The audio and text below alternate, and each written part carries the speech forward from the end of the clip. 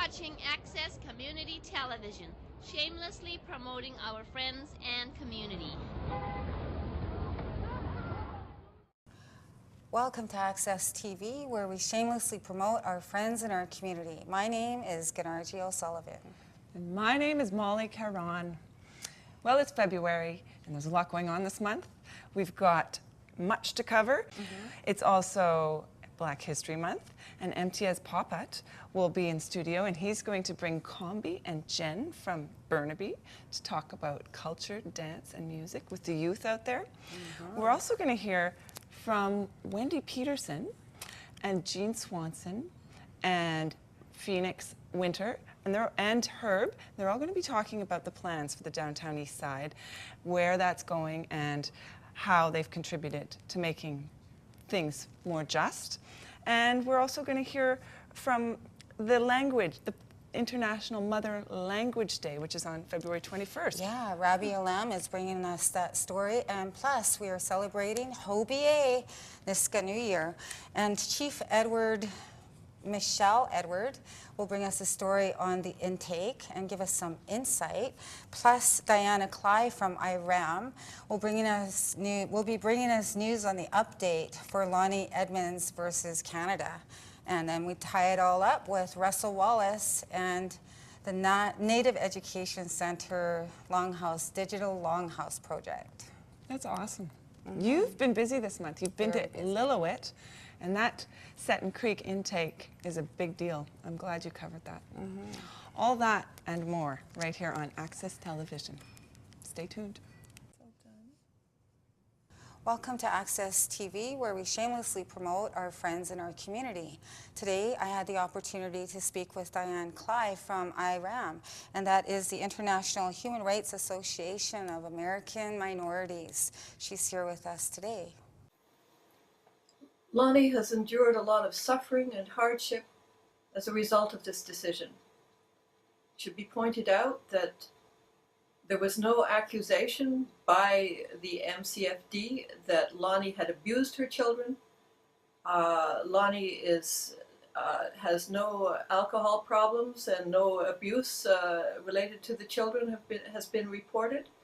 Her primary problem, as is suffered by so many Indigenous people, is poverty, and the poverty restrictions that are imposed as a result of that, in terms of living conditions, in terms of access to transportation, to medical personnel and so forth like that, particularly from Mount Currie. So as a result of the seizure of her 4 children, Lonnie lost her home. And so seeing how she was not able to secure another place for then a single woman, since there's a waiting list of over 200 or so in Mount Currie in order to get such a place, Lonnie was rendered homeless. And so her monthly income was $235. If you can imagine trying to survive on that, and then meet obligations that are imposed by courts or by the ministry in relation to appearances, whether it's for visitation or for court dates. She was in a situation where she was, the accepted term being, couch surfing, which meant that she was at the mercy of the tolerance and patience of whomever she was then living with, and could not count on being wherever she was on one day, being there the next day, making it very hard for her to arrange any visitation, etc. Now, contrast the situation of the children with Lonnie, where the complaint was that they had runny nose, dirty clothing, and had not gone to see a doctor. These are hardly complaints that would merit under the UN Convention on the Rights of the Child for her children to be seized. That convention stipulates that this child seizure should only occur in the most extreme of circumstances. Well, compare that to the situation of the children presently, as a result of their having been placed in foster care. To this day, the 9-year-old, for example, is still in diapers. And the young girl has been taken to the hospital with, by my understanding, and quite a ghastly phrase, her bum being ripped. While there is intensive scrutiny of Native parents, one asks, where is the scrutiny of foster care parents once the children have been seized? What does that say about the care of the ministry and indeed its policy and orientation in terms of the well-being of the children? And so the listeners and the viewers know, IRAM works for free. So if you're interested in supporting this inter-American case, please check out the link. International Mother Language Day is celebrated around the world on February 21st, and it has been since the year 2000. But here in Canada, it took a Surrey-Newton North Delta MP, Suk Dhaliwal, with the help of Rabi Alam, to bring forth Bill C-407. It was an act respecting an International Mother Language Day for here in Canada. Thanks to Suk and Rabi, Canada is on the road to respecting language diversity. Here's Gunarji in conversation with Rabi Alam. Thank you, Molly. And Mr. Rabi Alam, why was it so important for the MP Suk Dhaliwal to introduce Bill C-407 to the House of Commons? Well, Suk himself is from India. His mother tongue is Punjabi, and he comes from a riding which is settled by multi-ethnic groups, where people speak at least 10 different languages from different parts of the world. So he recognized the importance and the value of recognizing the multicultural, multilingual society in Canada very much.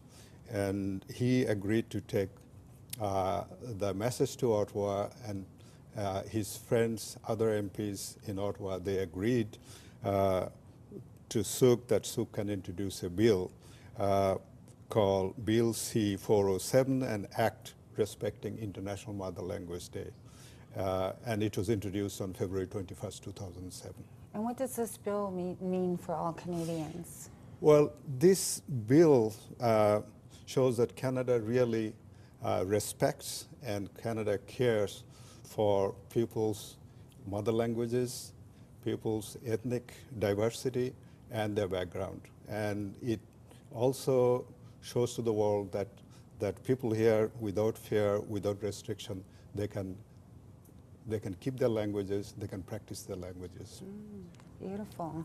And can you share some of your language with our viewers here at Access TV? Well, I can. My mother tongue is Bengali. I was born in Bangladesh, and this whole mother language movement started from Bangladesh, at that time called East Pakistan, where the language movement started to protect the Bengali language. And there, 2 university students were killed by the police when they came out to the street protesting that our language cannot be put in the back burner. And after the death of 2 students, I think the whole movement took over the country. At that time, I was 11 in Bangladesh, and I came out on the street, I remember, sort of protesting against the government. Wow. So that's how it started. And if I can put it in Bengali, Amar Desh, Amar Bhasha, Ami ki bhulite pari. That means, my country, my language, how can I forget? So this has really embedded in me. And when I see people from different parts of the world, they're practicing, they're speaking in Chinese, they're speaking in Norwegian, they're speaking in Portuguese, there's First Nations people speaking. Yeah. So I really enjoy and appreciate how they can freely express themselves. And it helps people really strengthen their inner strength. And at the same time, they bring a lot of value to who we are as Canadian, and it adds to the Canadian culture and Canadian values. Beautiful. I can see you're really excited about the mother tongue language. And there are other people out there who are just excited. Where can they find more information about the International Mother Language Day on February 21st? Well, when the bill C-407 was introduced by Suk Dhaliwal, at that time our MP, a group called International Mother Language Lovers of the World, they put together a backgrounder. And this backgrounder outlines the evolution of International Mother Language Day and how it was approved by the UNESCO, recognized by the UNESCO and approved by it. And also it outlines how the languages, the First Nations language in Canada and what state it is in, and how some of the languages are in absolute risk of being disappearing. So, it's there. I have a copy here. Yes. And I'm sure, this will be able to show some lights too. And also for further information, I would suggest you can get in touch with the International Mother Language Lovers Group. They have website and they have a lot of background information in there. Great. We've been speaking with Robbie Alam, who is responsible for developing the Act BC 407, along with Suki Dhaliwal, who is an MP for Newton, North Delton, British Columbia. In this next film, Spirit of the Language, shot and edited by Morgan Brandt, an Access TV volunteer, we will meet Mary and Ruth. They share with us the importance of maintaining their language, as well as their regrets and how much of it they've lost.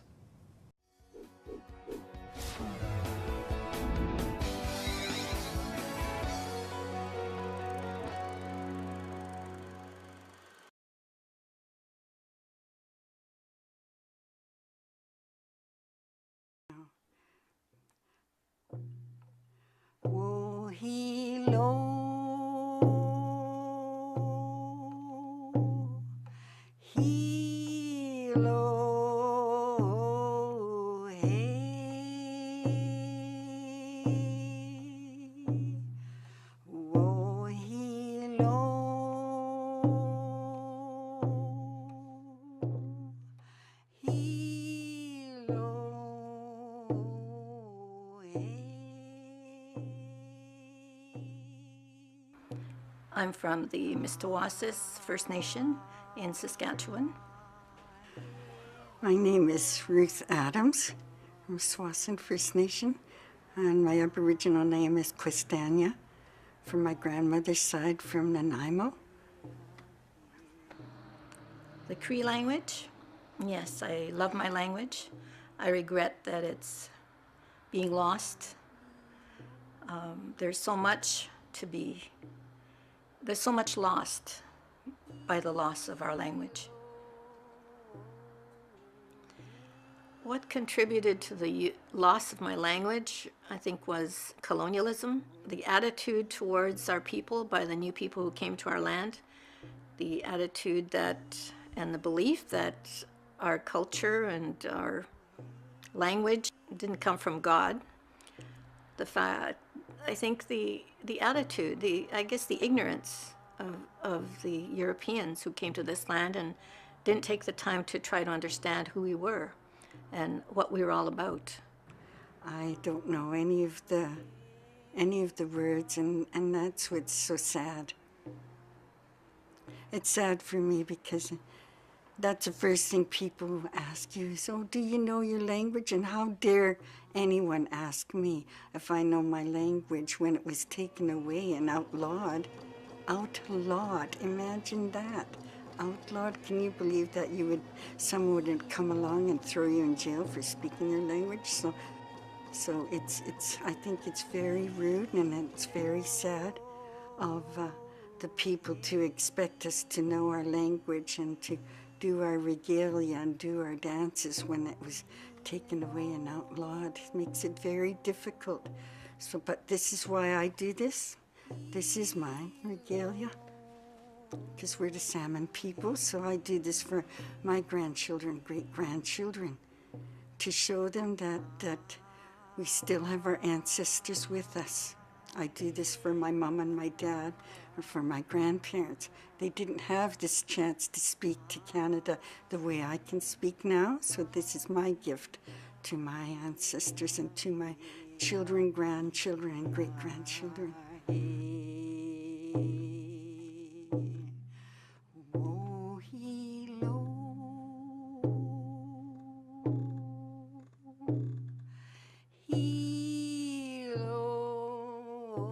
It wasn't just a residential school. I went to public school in Mission and Desroches.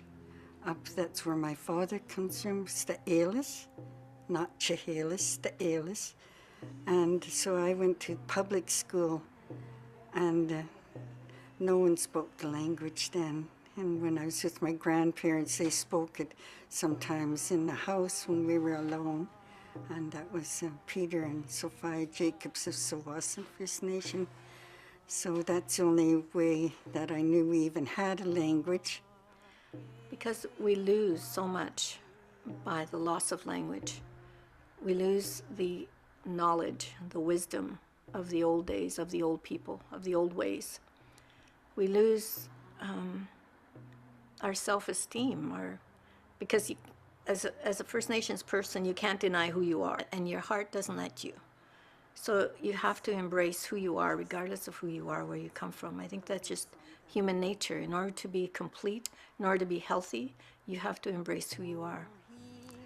Oh, for me, it's difficult, even though I don't have the language when I speak to people and try to explain what I think my opinion and my views of things are. I always think that they're talking backwards to me, because even with the English language, I can't explain things, and I think it's why that is. With the English language, society makes those words into things that are not even in a dictionary anymore.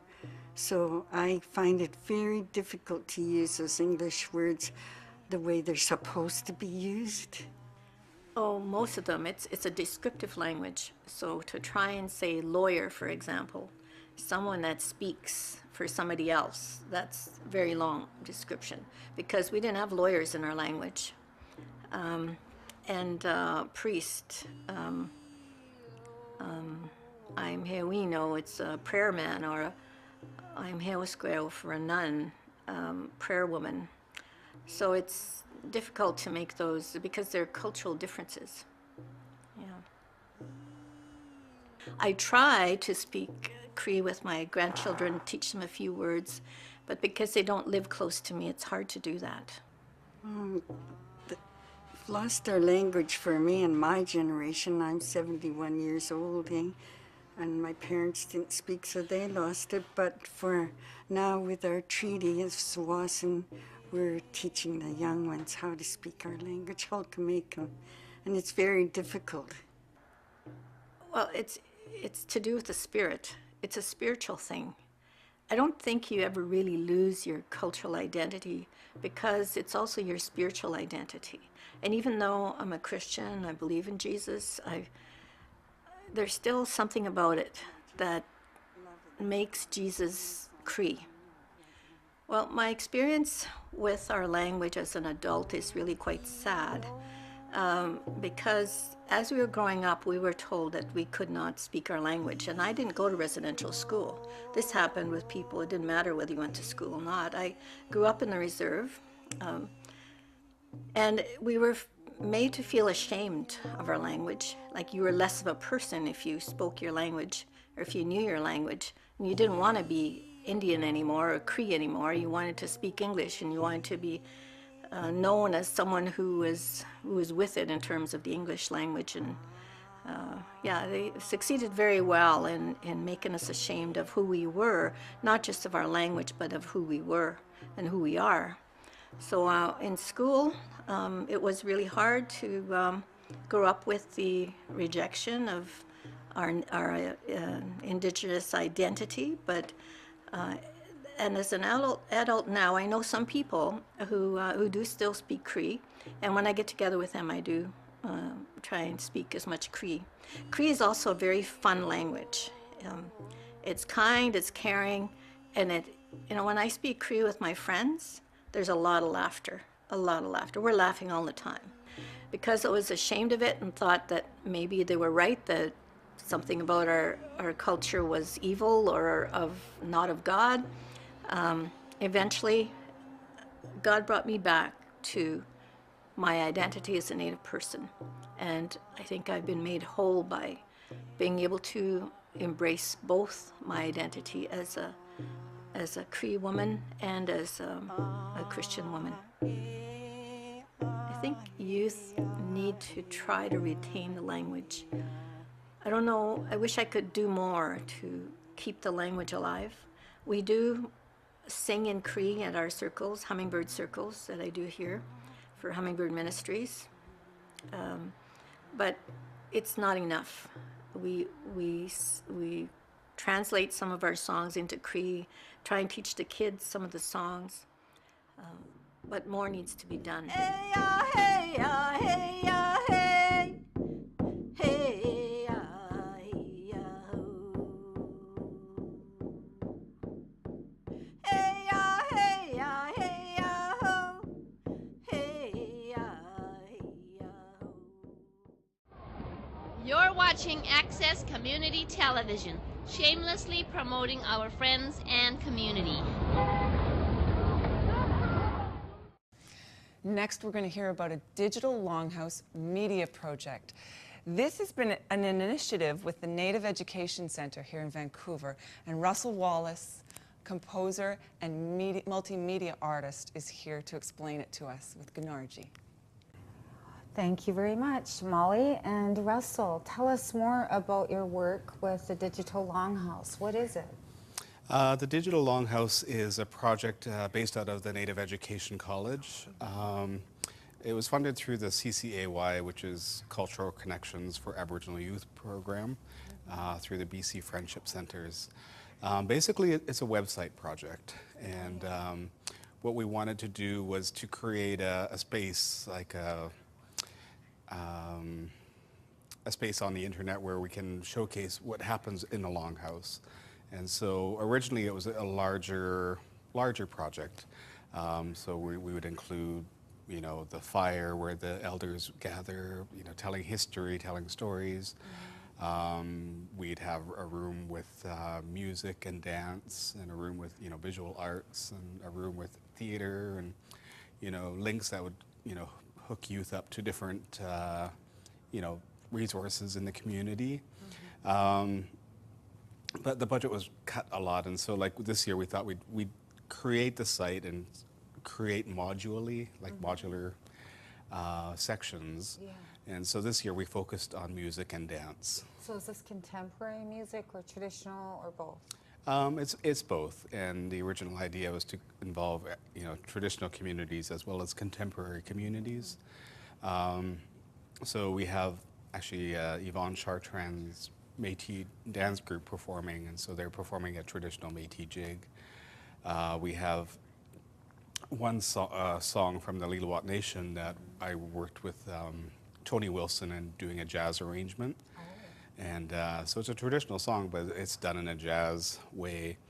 And Penny Cucci is the choreographer for that. Oh, yeah? So we shot that last month up at Capilano University.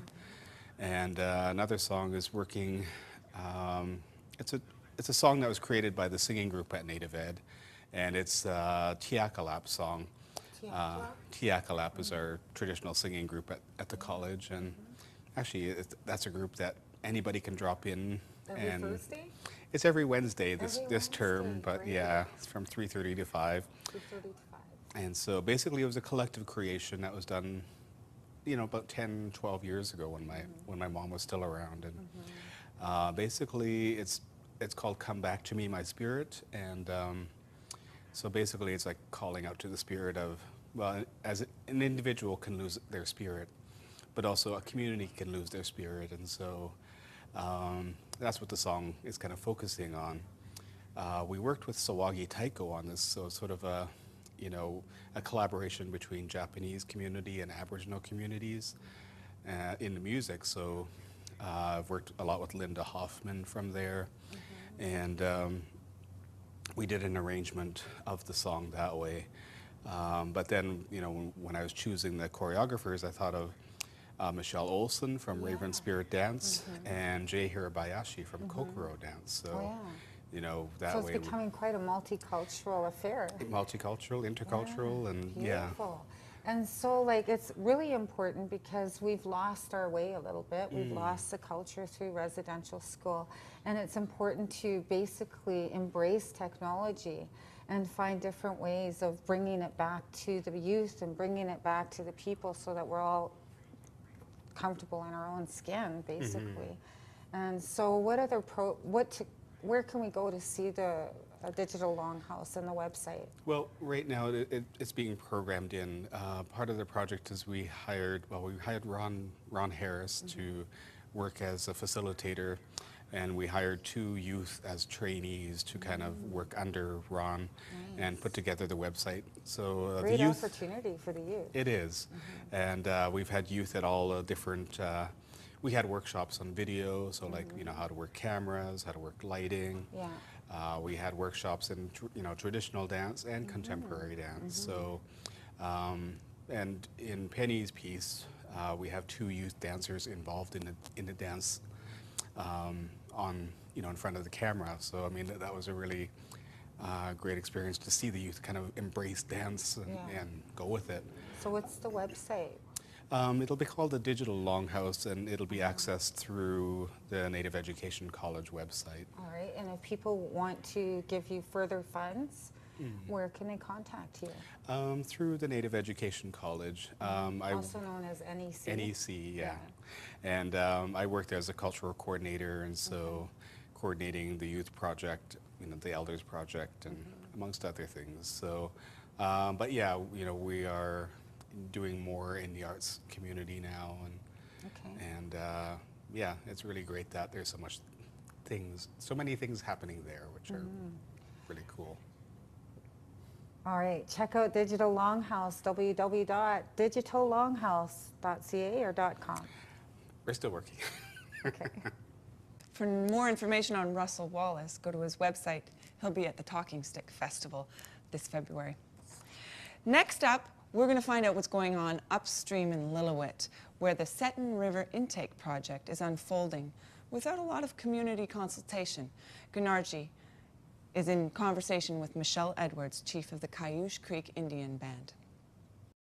And what I'm here to talk about today is some work that's being done right in my community. My reserve boundaries are actually just right there, and we're standing on disputed land, which is called the Cayoosh Creek campsite. The district has wanted to put an intake in to supply the town with water. If I had known about this intake, and that is one of the reasons, is that we've never been consulted on this project by the province, by the feds, by the district at all. I'd only found out about this just over a month ago. I seen some drawings on Facebook, and that's how I found out. And as soon as I seen that, I started getting a hold of Department of Fisheries and Oceans contacts that I've had, that people I've worked with, and started digging for information. And at that time I was told to get a hold of Dave Horn, and he had agreed to meet me December 18th. He came over to my community and met with my council.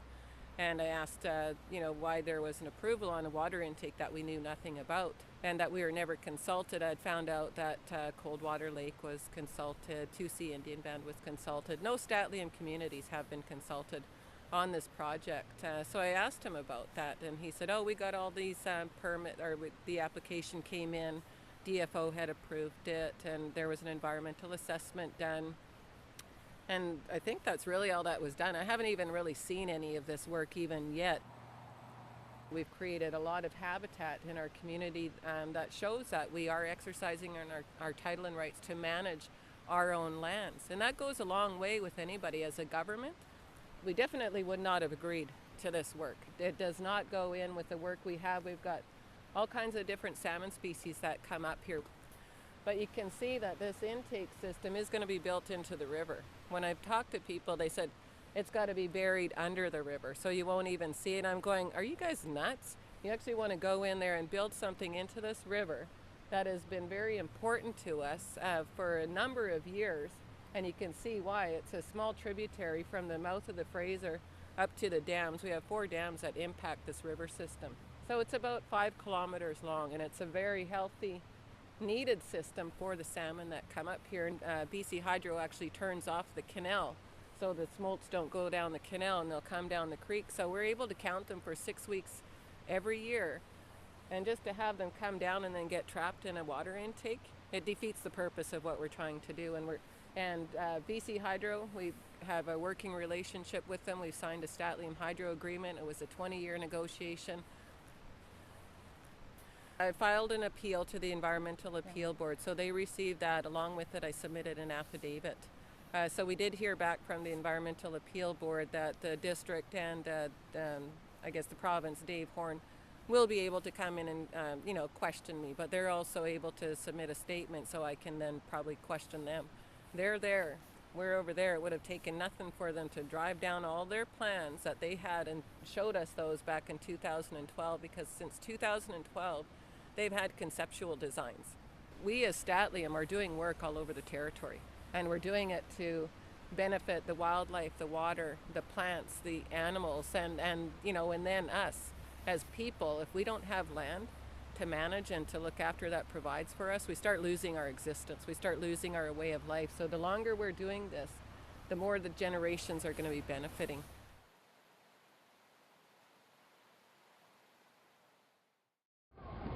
You're watching Access Community Television, shamelessly promoting our friends and community. Next up, we're going to hear from Wendy Peterson and Jean Swanson and Phoenix Winter and Herb Varley. They've all been very much involved in the local area plan for the downtown East Side. Hello, my name is Wendy Peterson, and I'm here with Access TV, shamelessly promoting our friends and community. Decades from now, we'll look back on the downtown East Side and we'll say that this year, 2014, was a watershed year for that historic community. On March 12th of 2014, the City Council's mayor and councillors, they'll make a historic decision about whether or not to accept a plan, a 30-year development plan for the downtown East Side. It's a meeting at City Hall that you're not going to want to miss. So we have with us in the studio today 3 people who've been actively trying to influence the outcome of that plan. We have Herb Varley, who's a Nisga'a and New Chalmouth man who has lifelong experience living in the downtown East Side, volunteering and working there. He's lived under the pressure of gentrification in a hotel, now lives in Aboriginal housing, and he was the former co-chair of the city's planning process around this plan. Welcome, Herb. We've got Phoenix Winter here. She's a long-term downtown East Side community member. She was formerly homeless, has lived with the stigma and struggle of mental illness, and she's also has been involved in the local area planning process since the start. And we also have Jean Swanson, who's been on Access TV before to talk about the downtown East Side. She's a long-term community member. She authored a 2-year study that was done with 1,200 residents in the downtown East Side that produced a vision for our community. And she's one of the few people who I know who've read this 183-page report about the downtown East Side that City Council is going to potentially approve on March 12th. And she's been involved in the planning process too. Welcome, Jean Swanson. So thank you all for being here, and we want our audience to understand what this historic plan that's coming forth from City Hall is. So Phoenix, but could we back it up a bit? And Phoenix, could you tell us a little bit about who the downtown East Side community is? One of the things that struck me about the downtown East Side community when I came here, and I was homeless at the time, I was really, really lonely being homeless in other places. And when I came down here, there were so many people to talk to in the downtown East Side. And people that would say, have you eaten yet? And they'd be willing to get me a meal. And one of the guys I knew, he only had $3 in his pocket, but he saw somebody else who looked hungrier than him. And he gave him his last $3 so he could get a meal. So it's the kind of community where people care about each other. And And a lot of us didn't have family, and our family were the people on the street. And it's really, there's one guy who used to spend time on the corner every day, and Bingo would say hi to everybody that went by and give them hugs and advice, and it's that kind of a place. So how many people live in the downtown Eastside, and where do they live? Well, there's about 18,000 people that are said to live in the downtown Eastside, but there's a lot of people that make the downtown Eastside their orbit, their home, and they may not live there, but they come down there because that's where their friends are and that's where their community is. So the numbers is actually higher than that. And how many of them are low income, just quickly? Those are the low income people. The higher Okay. income people don't really want to be around there. So there's about 10 to 12,000 low income people out of the 18,000. And then Herb, so you got involved in this local area planning process with the city. Why did you get involved to make a plan for your community? That's a tough question, given that's everything that's happened in the past year. But the terms of reference, which Jean and I believe you negotiated for a year, the terms of reference basically sets out it's almost like the constitution of the committee, how it's going to run itself, the rules of how the committee governs itself. And this terms of reference was promising. It gave the low-income community a majority of the seats on the committee, which was pretty much unprecedented. You know, we're about 71% of the community down here, but we get probably about 0% of the say. So the terms of reference, this LAP, had the potential to really, really enhance our lives as a low-income community and maintain this togetherness. I have lived in other communities, and there isn't the same sense of togetherness. Right. For all the warts that the downtown Eastside has, it's still a great community. So I wanted to preserve this kind of the feeling that Phoenix was talking about. I was hoping that we could do that. I don't know if that's going to happen, though. Okay, Jean, you've read this 183-page report. Is it going to help protect the things that you've heard Phoenix and Herb talk about today, plus the 1,200 residents that you surveyed about what they want for the downtown Eastside? Is there any wins in this vision for the downtown Eastside here? There's one win, but overall I think it's going to destroy the low-income community if it goes like it is, which is why we need lots of people to go up to City Hall on the 12th and fight to get more housing put in it. The one win is a proposal that one tiny sub-area of the downtown Eastside, the Oppenheimer area, be zoned so that it requires that if new housing is built there, it has to be 60% social housing and 40% rental housing. So it'll keep condos out, keep condos from pushing up property values, make land cheaper so social housing can be built there. But in terms of actual new construction, a lot of people got involved in the LAP because there's a housing crisis in the downtown Eastside. There's 730 homeless people.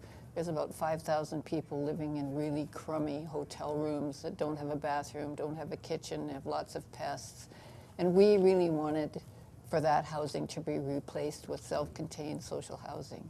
So when you look at this, it's not there. It's not, hey. They're saying that they're going to build lots of social housing, but there's a key little thing, the definition of social housing.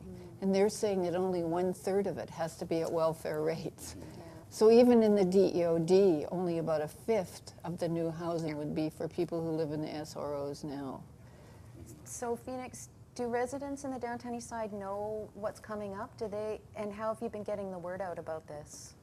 One of the things that we wanted in the local area plan was a social justice zone, and we had 3,000 signatures from residents that we gave to the people at City Hall. And that's a pretty strong message that people are rallying behind a more social justice zone, a sanctuary zone, and social housing, and those kinds of things.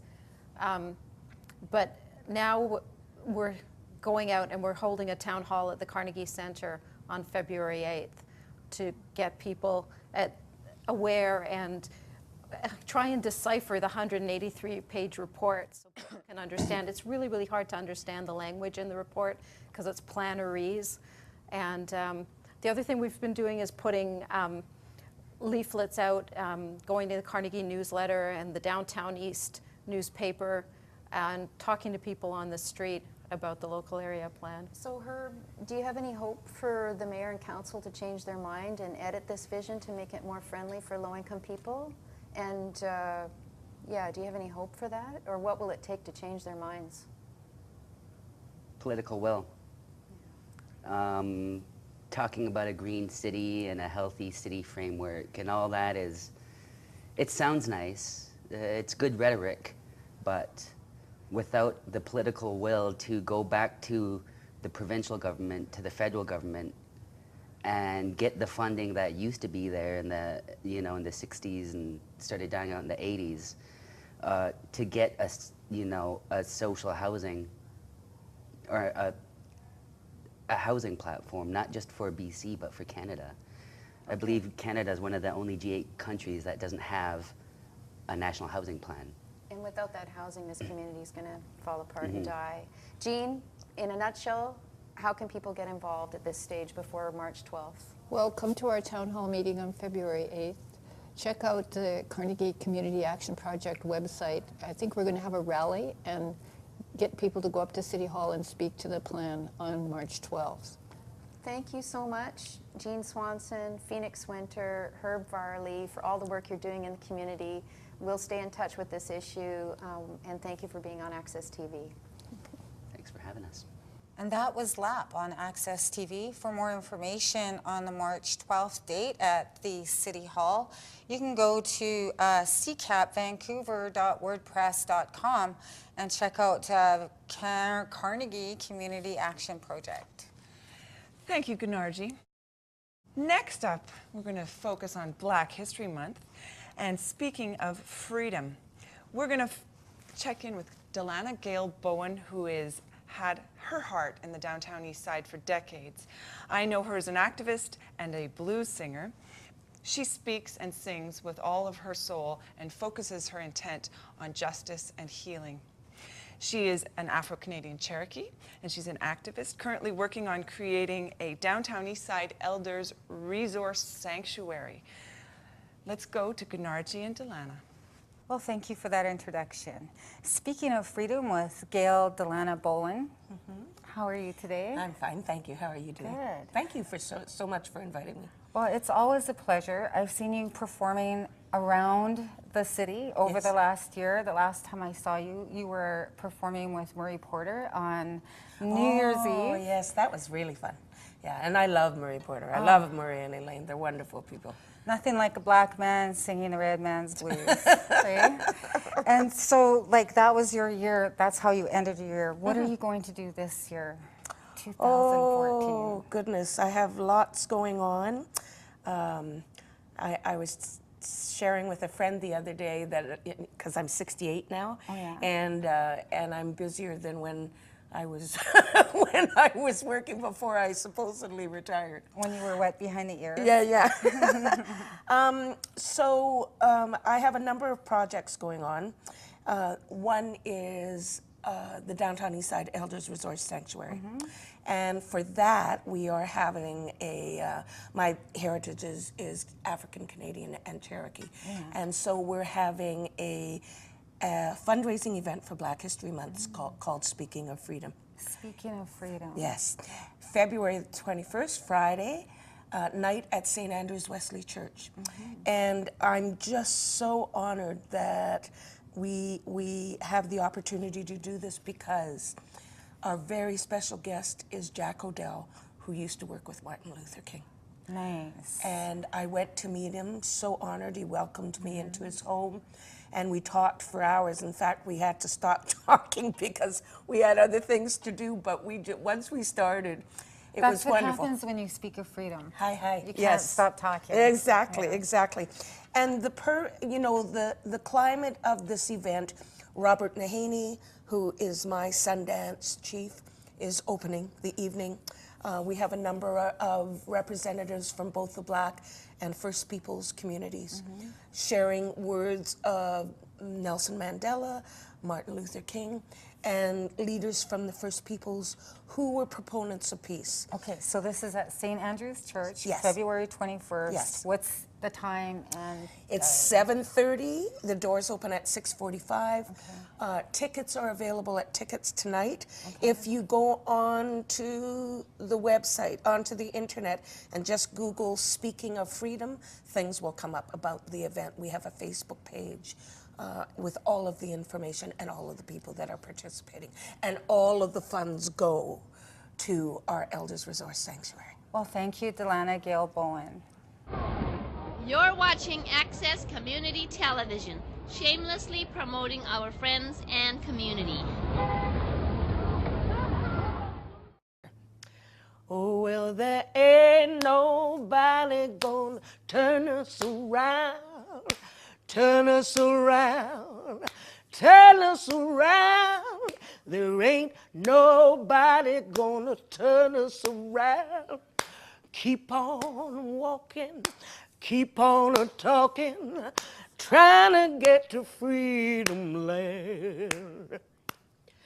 Ain't discrimination gonna turn us around, turn us around, turn us around. No discrimination gonna turn us around. We're gonna keep on walking, keep on talking, trying to get to freedom land. That's all you need. Well, next up, we're going to hear from MTS Poppet. He's an Access TV correspondent, too, and he's going to cover Black History Month in Burnaby. Welcome to Access TV, and I have Kombi Nanjala and Jane Mobalama with me today. Jane's from Burn Creek Secondary School, and Kombi is from the African Great Lakes Networking Foundation. Happy Black History Month to you. Thank you. Thank you. So Kombi, you've been working with African youth in Africa and in Canada, and you work with African youth in Kenya with soccer. Why did you work with youth with soccer in Kenya? First of all, I'll thank you for allowing me to be here today. It's great. The reason why I started working with youth in Kenya, the kids were harassing women. They would run after our bags and steal and snatch and really, and then I said we can't run away from that truth. So that is when I organized 4 boys. And then I asked them if we could start doing soccer. And they said yes. In 1 week, we started soccer. In 1 month, I had 200 teams. Wow. From 1987 to 2000, I had helped 1 million kids, or over 1 million kids, from the streets of Nairobi back to the getting themselves jobs or playing outside there. Great. Now you're doing the same thing here in Canada. I am doing the same thing here. I have put the kids together. I just want them to have a sense of belonging, and I would like to empower them. So you're doing soccer and you're doing an after-school program. I'm doing after-school program in Edmond Community School, and this came by when we did our first tournament last year, a 2-day tournament, and then after that the school approached us to do the drums, African drums in Edmond Community School, and we started it last week. Yeah, great. Yeah. That's in Burnaby. But you're also giving back to the community. Now you go to the downtown Eastside once a month and you feed the hungry at the door is open? Yes, I started giving, when I came from Africa, I in fact wanted to work with people on the streets. I went straight to the inside. I was at the inside for 1 week, looking at what is doing. Yeah, this is inside. Inside on Hastings. And then it was not like easy for me to go in there because everybody was old and he's decided to be there. So it was difficult for me to connect and start working with them. So what I did was to start feeding them. So 2009, I started feeding them on the streets. But then after that, I'm now feeding them on Open Door on Cordova. And I feed once a month. And I feed about 620 people, and I buy that food from myself and my family, and my son and me, we cook it and deliver it. Wow, that's very inspiring. Yes, that is what I'm doing. Right. Yeah. So Jane, you're celebrating Black History Month at Burn Creek Secondary School on the 27th of February. Yeah. End of this month. Yes. This is an annual event you do, right? Yeah, we do it each year. Yeah. For as long as I remember, since I've been So like. tell us what you planned for this year. This year we have planned a fashion show, dances that are African dances, music from Africa. We have people who are going to perform African songs that they wrote by themselves, and we have a spoken word that's going to be written about African tradition from a good friend of ours. And we have guest speakers, and we have a PowerPoint mentioning all the great Africans who have lived in Canada or anywhere around the world. And it's just going to be a wonderful night, and it'll be great for Right. everyone. And so where can people get tickets for that? They can come to our school on the day of the event, which is the 27th, at Burn Creek Secondary School. It's in Burnaby. Near Edmund SkyTrain Station. Yeah, near Edmund SkyTrain Station. The night of, which is at 5 o'clock. And the tickets will be sold at the door. Or they can go to the website that you mentioned to me, the Combi website. African Great Lakes. Yeah, African Great Lakes. Yeah, they can get more information there on how to get the tickets. Great. And there'll be lots of food and celebration. Oh, lots of African food. Yeah. You know, it's great that there's been so much African immigrants here in Canada, and especially in Burnaby area. Yeah. So the work that both you're doing is really, really amazing. And you're involved with the celebration as well. I am, yes, I am. When I saw her first, it's me who approached her, and I said, "What do you think about us, Africa?" And then she said, "Mama, this is what we need to do." And then she said, "We are planning to do something. We do something for Black History." I said, "I want to be one of that."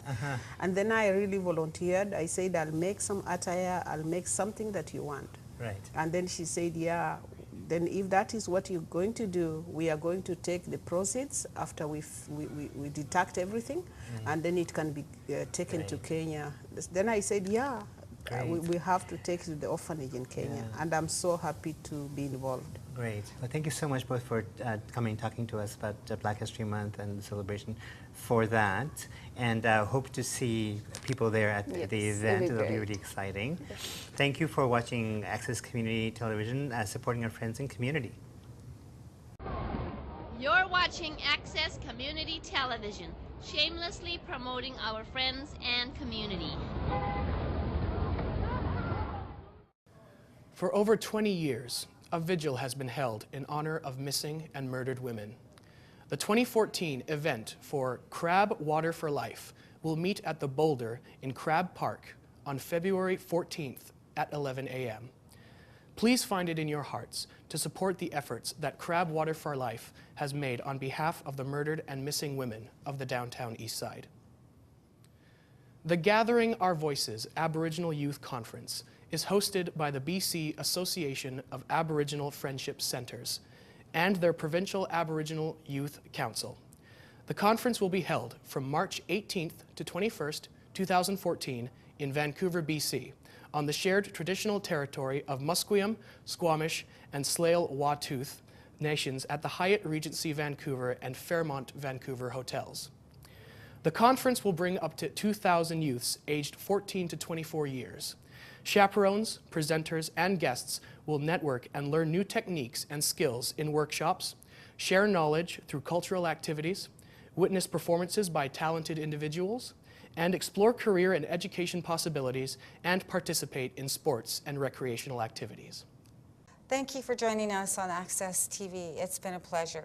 Please stay tuned next month when we bring you Resonating Reconciliation with Shelley Robinson from the National Community Radio Association and Carrie Benninghouse.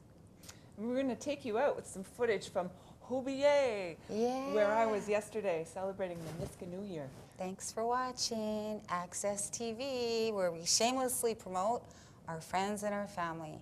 Hobiyee! Gong hei fa choi. Yeah.